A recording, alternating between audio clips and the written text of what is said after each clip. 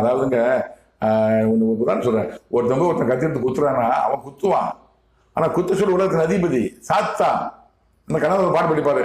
பாதி மனதில் தெய்வம் இருந்து பார்த்து கொண்டதடா, மீதி மனதில் மிருகம் இருந்து ஆட்டி வைத்ததடா, ஆட்டி வைத்த மிருகம் என்று அடங்கி விட்டதடா, அமைதி தெய்வம் முழு மனதில் கோயில் கொண்டதடா, சட்டி தொட்டதடா கட்டி விட்டதடா.